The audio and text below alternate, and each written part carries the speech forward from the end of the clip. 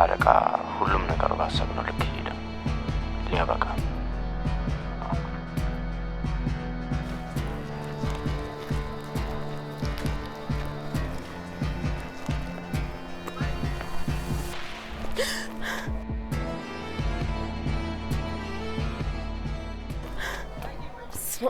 አንተ አስደነገጥከኝ እኮ ምን ሆነ ነው?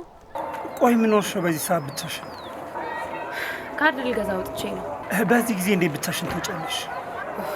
ወይ ወንድሜ ደግሞ ከዚህ በላይ አታስፈራራኝ። አታይም እንዴት እንደደነገጥኩ? እሺ ተውኩኝ በቃ የኔ ፈሪ። ቆይ እንዴት ቶሎ ተመለስክ? አይ ሲቆዩብኝማ ትቻቸው ገባ። አይ ይሁን በጊዜ መግባት ይሻላል። እሺ ነይ በቃ ልጅ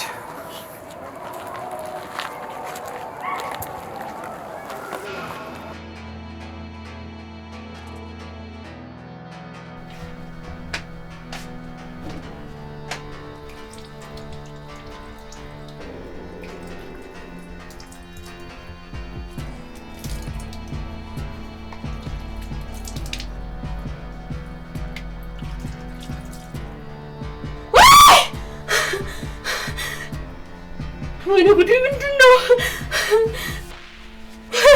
አቤት ምንድነው? ሙቴ ምንድነው? እዚህ ጋር በደም ያበቃል ተብሎ ተጽፏል። እንዴት ሊሆን ይችላል? አላውቅም።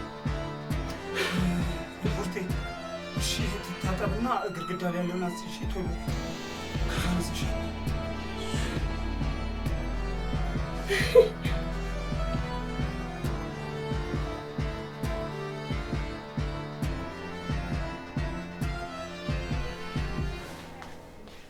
ሙዬ መጣችሁ እንዴ? እሺ ቁጭ በሉ በቃ።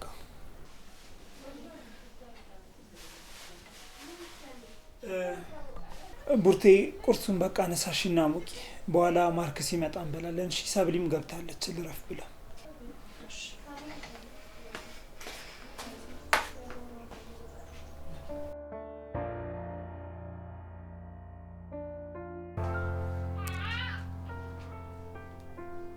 አምላኬ ሆይ ምን እየተፈጠረ ነው? አባቴ ቢሆን ለሁሉም ነገር መፍትሄ ያጣም ነበር። እኔ የገዛ ቤተሰቤን እንኳን መጠበቅ አልቻልኩም። ችግሮች እየተደራረቡብኝ ነው። ድርጅቱ ችግር ውስጥ ነው። ያለብንን ችግር ሳልፈታ ሌላ ችግር።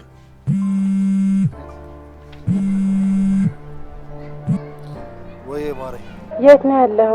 አሁኑኑ ነው። ምን ተፈጠረ? ስትመጣ ነግር ካለው ከቻልክ አሁን ነው። እሺ መጣሁ። ግን ደህና ነሽ አይደል? ደህና ነኝ። ቶሎ ና በቃ። እሺ መጣሁ። ደግሞ ምን ተፈጠረ?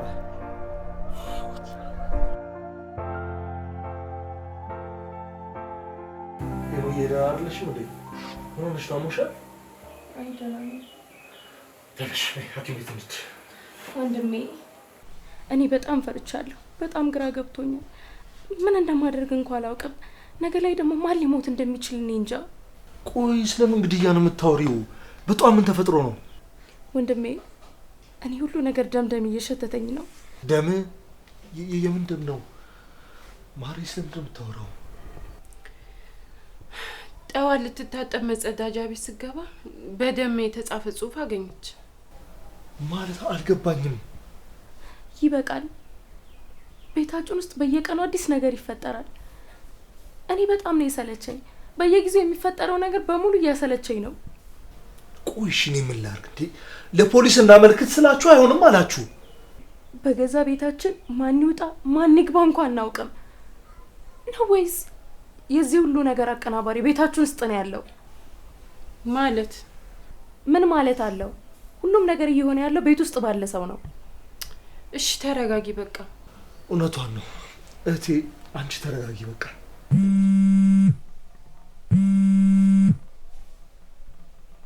ወይዬ እንዴት ነሽ? ኧረ አልረሳሁትም። ስወጣ እደውልልሻለሁ ብዬ ነው። እሺ በቃ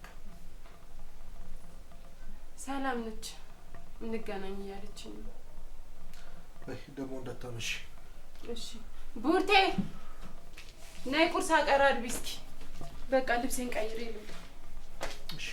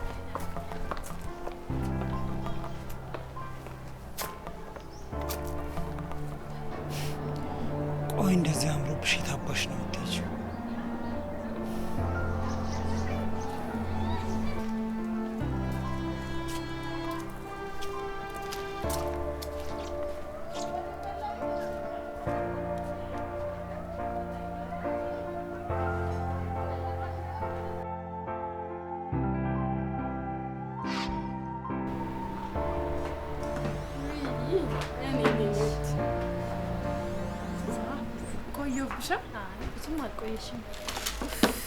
እሺ ደከመኝ። እና እንዴት ነሽ? አለሁልሽ። አንቺ እንዴት ነሽ? ተይኝ እስቲ ሰላምዬ፣ ብታይ ቤታችን ሰላም አጥቷል። ቆይ ይሄ ሁሉ ሲፈጠር እንዴት አታውቁም? እንዴት ልናቅ እንችላለን? ሁሉ ነገር የሚሆነው በድብቅ ነው። ቆይ ለምን ካሜራ ቤት ውስጥ በድብቅ አታስቀምጪው? እንዴ አንቺ እውነትሽን እኮ ነው። እንዴት እስከ ዛሬ አላሰብኩትም ነበር።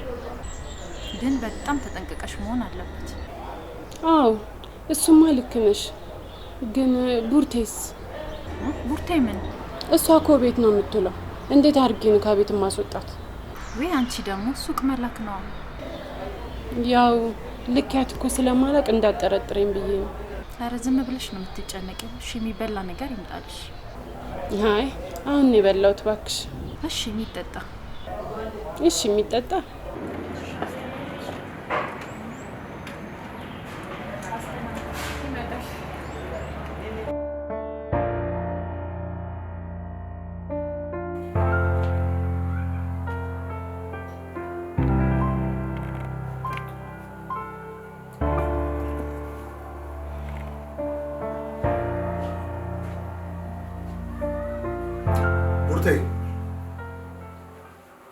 ቡርቴ አቤት ማርክ ፈለከኝ? እስኪ አንዴ ላውራሽ ፈልጌሽ ነበር። ቁጭ በይ። ለእኛ ልክ እንደ ቤተሰብ እንደሆነሽ ታውቂያለሽ አይደለም? አዎ፣ ግን ከምጠይቀኝ ጥያቄ ጋር ምን ያገናኛል? እንዴት አያገናኘው? የምጠይቅሽ ነገር እኮ ስለ ቤታችን ነው። ማለቴ እየሆነ ስላለው ነገር። እሺ፣ ስለሱ ምን ልጠይቀኝ የፈለከው? ሁላችንም ቤት ውስጥ እያለን ነው ችግሩ እየተፈጠረ ያለው። ማለቴ እንዴት ሊገቡ ቻሉ? ከኛ ውስጥ አንዳችን በር ካልከፈትንላቸው በቀር። እሱማ ልክ ነው። የሆነ ሰው ከቤት ውስጥ ተባባሪ ያላቸው። እና ማን ይመስልሻል? እንዴ ማርክ፣ እኔ እንዴት ላውቅ እችላለሁ? ያው አንቺ ነሽ ቤት የምትዩ ብዬ ነው። አንድ ነገር ብቻ ልምከር፣ ማንንም አትመን። ዙሪያህን በደንብ አጥራ። ማለት እንዴት አልሽ እንደዛ? እንዲሁ ሁሉም ነገር ያለው እዚህ ቤት ውስጥ ነው። አይንህን ግለጥ።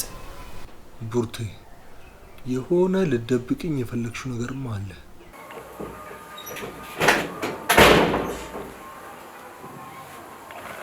እንዴት አላችሁ? እንዴት አልሽ? እምዬ እንዴት አልሽ? አላልሽ? ወይ መጣ።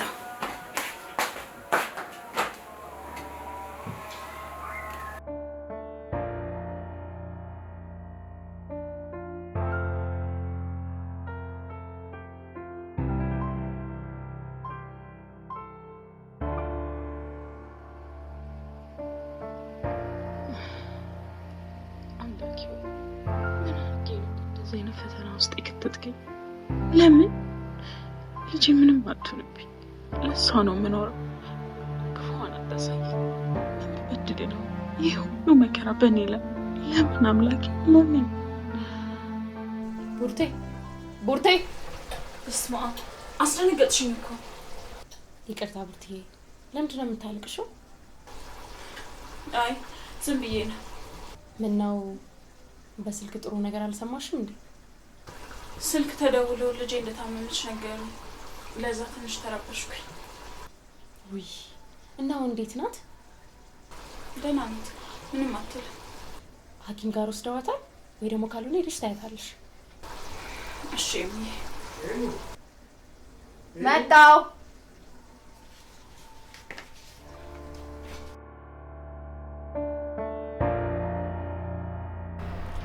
ምሳም አልበላም አልሽ? አዎ እባክሽ ይቅርብኝ፣ ሌላ ቀን እበላለሁ። ደም ማርክዬንም ብቻን ጥየን የመጣሁት። በቃ እንደዛ ከሆነ እንሂዳ። አዎ እንሂድ በቃ።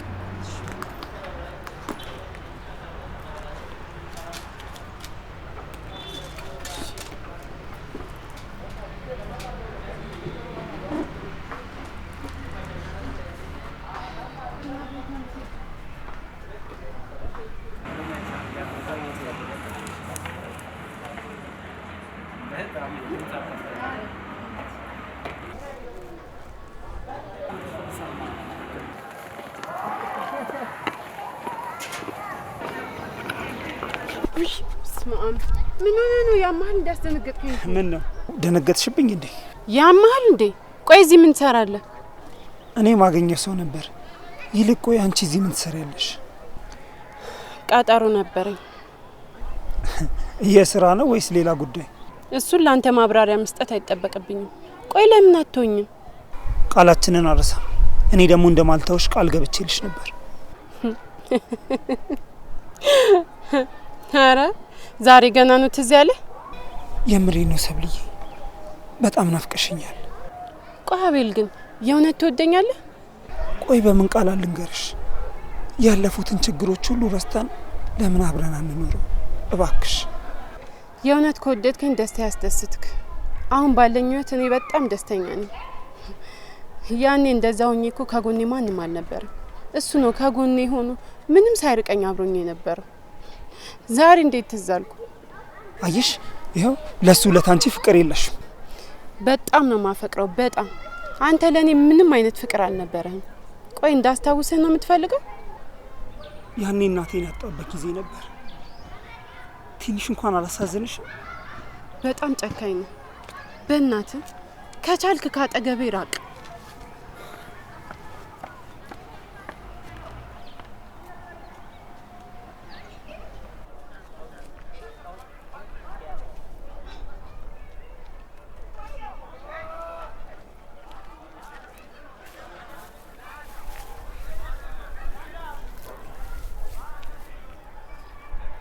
ያኔ ጌታ፣ እሺ ምን ሆንክብኝ? ከኔ ራቂ፣ እኔ አልጠቅምሽም። ሶልዬ ምን ሆንክብኝ? እኔ እኮ ነኝ አንተ ሰብለ። አሁን ስለ ፍቅር ማስብበት ጊዜ የለኝም። የእናቴን ገዳዮች የምበቀልበት ጊዜ እንጂ። ገዳዮች ማለት? አዎ ገዳዮቹ፣ አባቴና ቤተሰቦቹ። እናቴ አንድ ቀን እንኳን በደስታ ሳታርፍልኝ ለእኔ ብላ በሰዓት እንደተቃጠለች እናቴን የገደሏት እነሱ ናቸው። ሶልዬ እባክህን መጥፎ ነገር አታርግ፣ እባክህ እየለመንኩ ነው። ለማን ብዬ? በስቃይና በችግር እኮ ያደግኩት ለእናቴ ብዬ ነበር። አሁን ግን ለማን ብዬ? አባት ተብዬውንም ቢሆን አልለቀው። ማንን? የገዛ አባት? ግን አባት አትበይኝ። አባቴም እናቴም እናቴ ብቻ ነበረች። አሁን ግን ማንም የለኝም። ለማን ብዬ ልተው?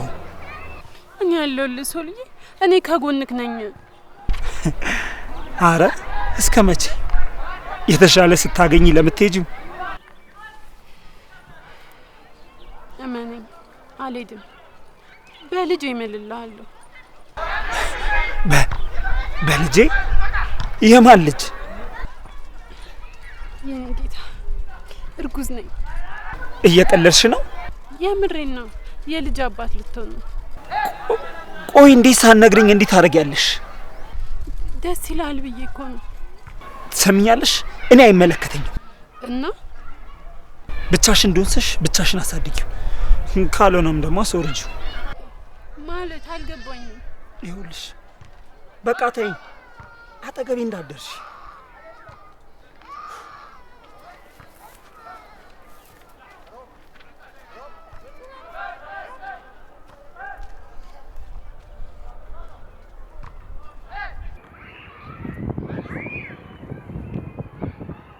እውነትሽን ነው፣ ጨካኝ ነኝ።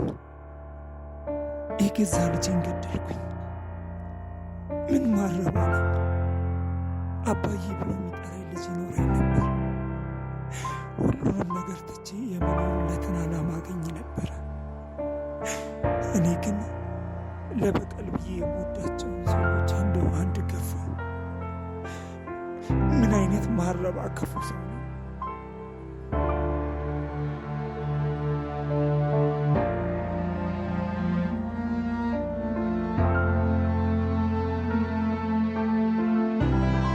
ላጎትሽ ደውዬለት ነበር፣ ሰላም ብሎሻል?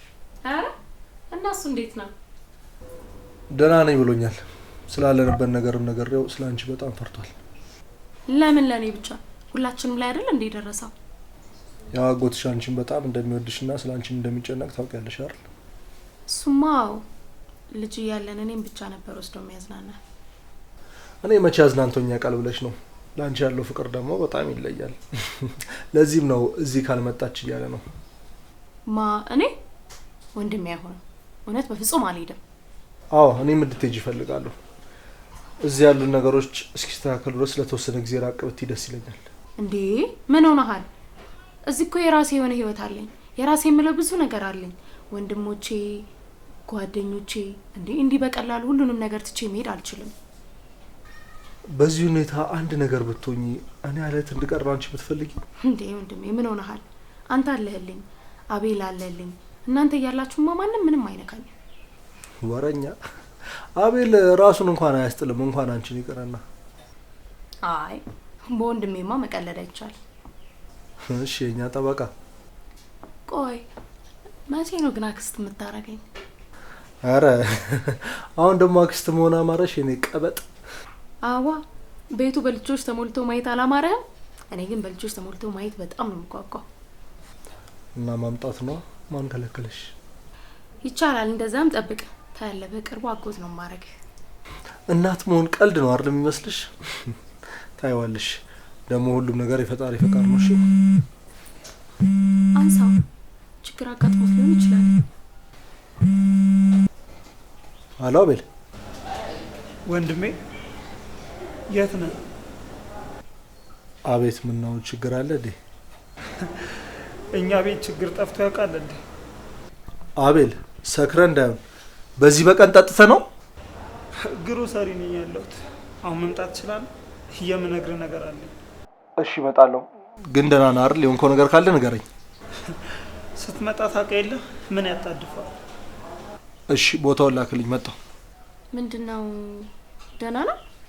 ትንሽ ሞቅ ብሎት ነው መሰለኝ። ኦኬ በቃ ልምጣ። ብሬ ታዲያ ብቻ ከምትሄድ እንጂ እዚሁ እንሄዳለሁ። ጃኬትና ሱሪ ልቀይር። እሺ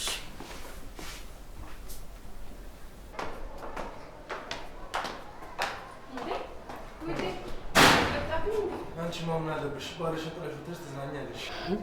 ምን ላርግ? ያገባሁት እንደሆነ ወስዶ ማዝናናት አያውቅም። ስለዚህ ራሴን በራሴ ላዝናና ብዬ እኮ እኔ ነኝ አንቺን አላዝናናም ያልኩት። ለአንቺ ለውዷ ሚስቴ የፈለግሽውን ማድረግ እችላለሁ። ከፈለግሽ ዓለም ላይ ወስጄ ላዝናናሽ እችላለሁ። አይ እስኪ በተግባር እንየው። በአፍማ ብዙ ጊዜ አዝናንተኛል። አረ እንደዛ ነው። ጠብቂሽ። እስኪ እናያለን። አንተ ብቻ ለመጋበዝ ያብቃ። እና እሺ ሰላም እንዴት ነሽ? ለምን ይዘሻት አልመጣሽም? ይመሽብኛል፣ ሌላ ቀን እመጣለሁ። ሰላም በይልኝ ብላኛለች። አንድ ቀን ቤት እንጠራታለን። በቃ እኔ ልሂድ። ቆይ ግን ልትሄድ ነው? አቤል ደውሎ ካልመጣ ብሎኝ ነው። አቤል አንተን ለምን? ምን ነው ደንገጠሻል? ደህና ነሽ? ተርበተበትሽ እኮ። አይ ኧረ አልተረበሽኩም፣ ደህና ነኝ። ብረበሽስ እኛ ጋር እየተፈጠረውን ነገር እያወቅ እንደዚሁ ዝም ብዬ ደህና ነኝ። የኔ ሚስት አይዞሽ፣ ደህና ነኝ። የሆነ የምነግርህ ነገር አለ ስላለኝ ነው። ምን እንደሚነግረኝ ግን አላወቅኩም። እስኪ ሂጅ ልስማው። ቆይ ምን ሊነግር ነው? ማለቴ ስለምን? እኔ ምን አውቄ ብለሽ የተፈጠረ ነገር ስላለው ምናልባት አዲስ ነገር አግኝቶ ሊሆን ይችላል። እሺ አብረን እንሂድ በቃ። አይ ግድል እኔ ድረሽ ይመጣሉ። ቻው።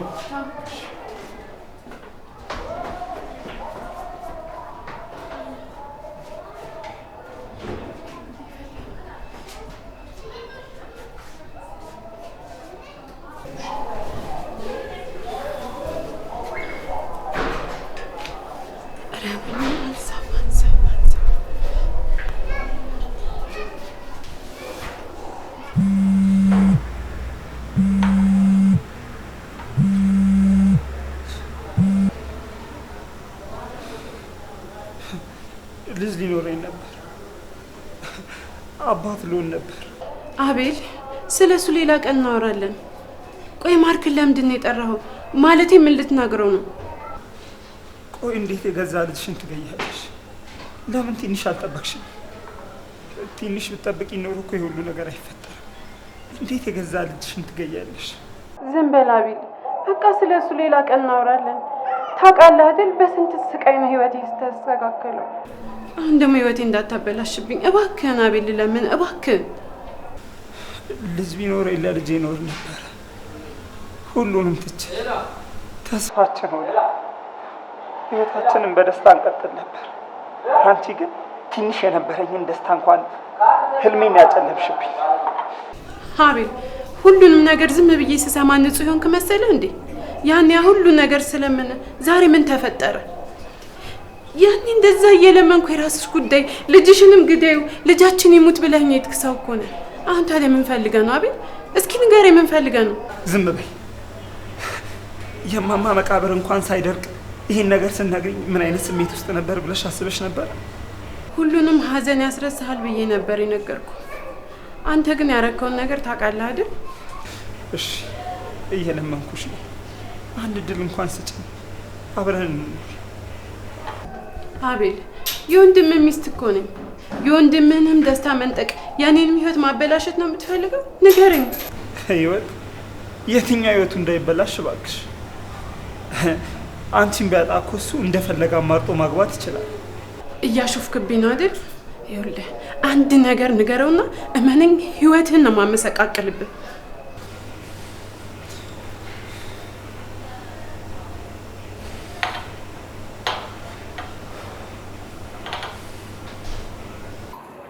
አታደርገውም አቤል፣ አታደርገውም። እውነት አድርገውና ምን እንደማደርግ ታውቃለህ።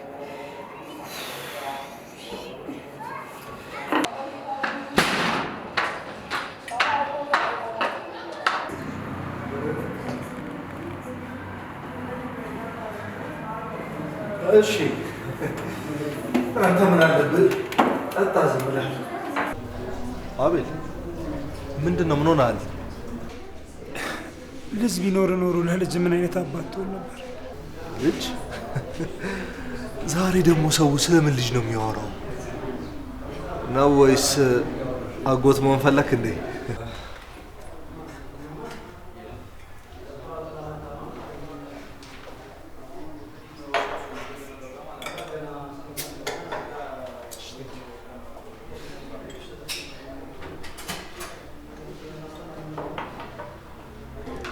አባት ልሆን ነበር።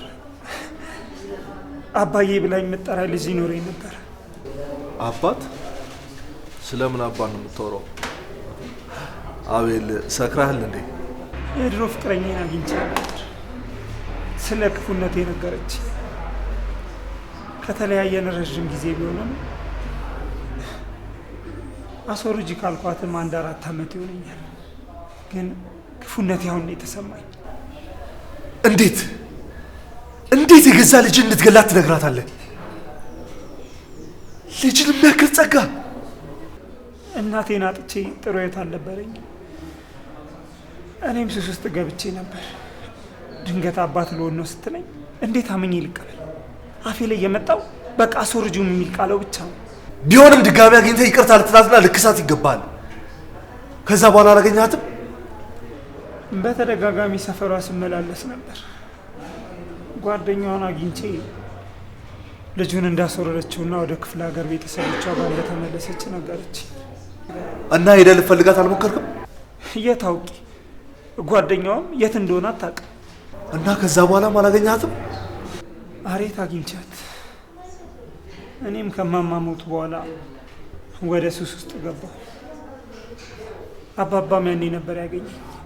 ከብዙ ጊዜ በኋላ ስለ እሷ ሳጠያይቅ እንዳገባች ሰማሁ። እና ልታናግራት አልሞከርክም? ይቅርታ እንኳን ብትላት እኮ ውስጥ ሰላም ይሰማው ነበር። እኔ የኔ እንድትሆን ብቻ ነው ፈልገው። ያው ሚስቴ። አቤል ምን ሆናል? ምን ማለት ነው? አግብታለች እኮ ይች ልጅ። ታግባ ተፋታም ቢሆን የኔና የኔ እንድትሆን ብቻ ነው ፈልገው። ታላቅ መሆኔን አትርሳ። እኔ ላይ ነው የምትጮኸው? ይቅርታ፣ እኔ በጣም ነው ማፈቅራት። የሌላ ሰው መሆኗ ቅንጣት እንኳን ግድ አይሰጠኝም። አቤል እንደነገርከኝ እቺ ሴት ባለትዳር ነች እንዴ? አንተ እኮ ያሻን አማርጣ ማግባት ትችላለህ። እሷ ባለትዳር ነች። ተዋት በቃ፣ የራሷን ህይወት ትኑርበት። አልችልማ፣ አልችልም። ቆይ እንዴት እኔ ከሷ ተለይቼ መኖር እችላለሁ? ትችላለህ አቤል። የምታፈቅራት ከሆነ ስላሳለፋችሁት ጊዜ ስትል ሁሉንም ነገር ተውላት። ፍቅር መቀበል ብቻ እኮ አይደለም መስጠትም ጭምር ነው። ሰላሟን ስጣት እባክህ። እቺ ሴት አፍቅራ ትዳር ውስጥ ገብታለች። ላፈቀረችው ሰው ስትል አክብረህ ትዳሯን ተውላት። አይ ወንድሜ፣ አፍቅራ አታውቅም መሰለኝ። የምታፈቅረውን ሰው እኮ ለማግኘት የትኛውንም ኃይል መስዋዕት ትከፍላለህ። አፍቅራ አታውቅም ነው ያልከኝ?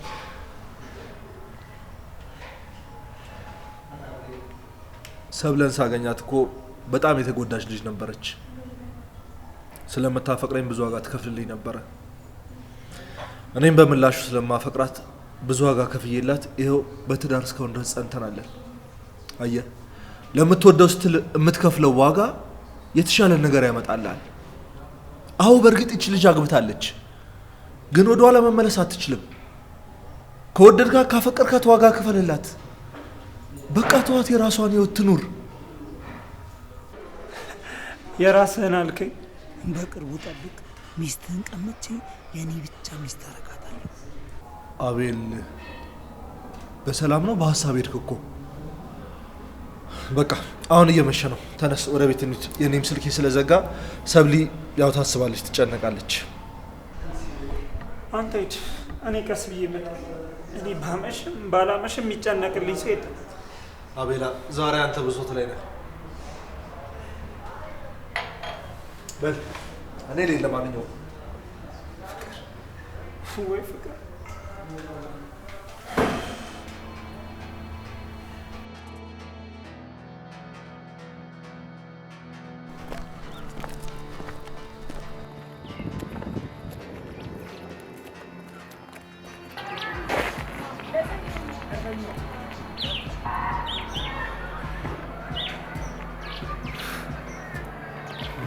በቃ ጀመርኩ ነው።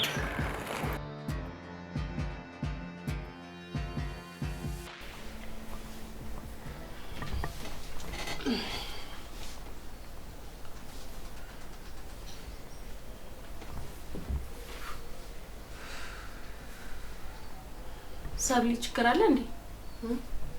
ምን አልሽኝ? ሙዬ አልሰማሽኝም እንዴ? ምን ሆነሽ ነው? ሀሳብሽ በሙሉ እኮ ስልክ ላይ ነው። የምጠብቂው ስልክ አለ? ምንድን ነው?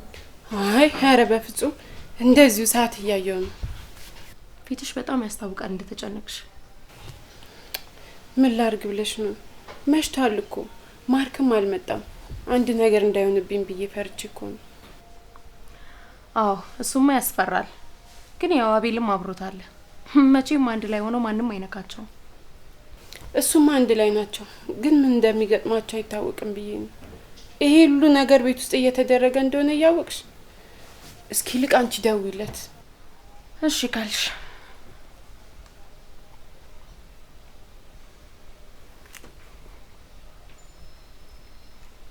አይሰራም። እስኪ ድገሚለት። ምን ሆነ ይሆን? ኧረ ተረጋጊ። ካልሆነ ለአቤል እንደውላለን። ይሄ ተረገመ ነግሮታል። በቃ አለቀልኝ። ምን ላርግ? ሳይመጣ ተነስቼ ልውጣ? አይ የመጣውን እዚቹ ጋፈጣለሁ። ሰብሊ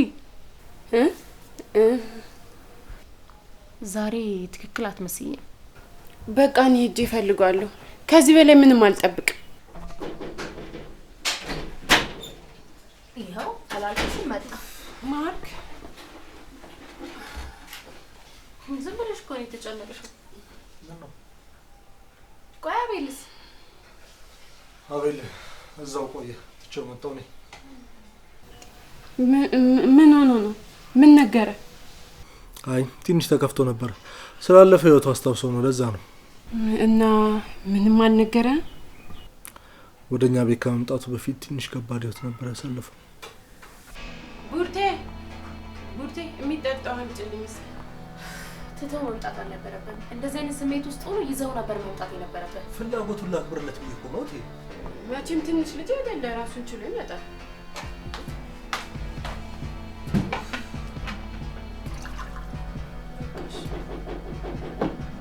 ያው ይመጣል እያልኳቸው እስኪ ፈችለት በሩ